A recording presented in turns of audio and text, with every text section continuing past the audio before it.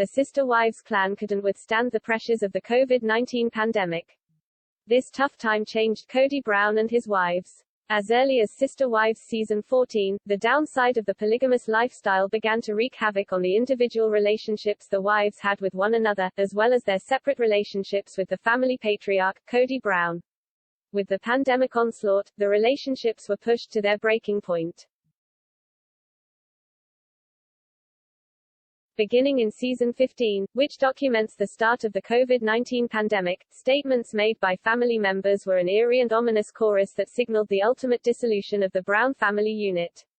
Leaving Las Vegas for Flagstaff, AZ was a traumatic moment in the Sister Wives story arc, and not only because it meant the end of the convenience of the cul-de-sac lifestyle that the show's stars had established.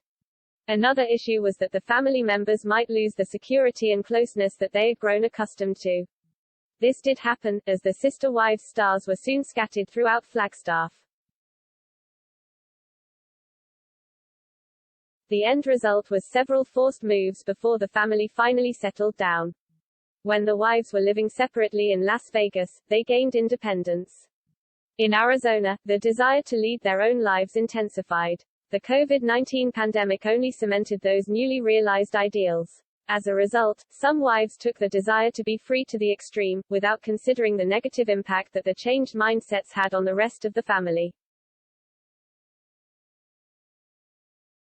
Long before COVID-19, talks about where to place the homes on the property, and the timeline for getting started with developing the land, resulted in a series of long and petty arguments between all 5 adults.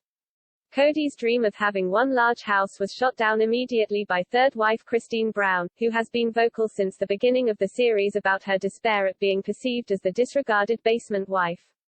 Kody's wavering opinions of his wives, and his life as a polygamist, resulted in a bid to build his own residence on the land instead of taking turns living with the wives as he'd always done.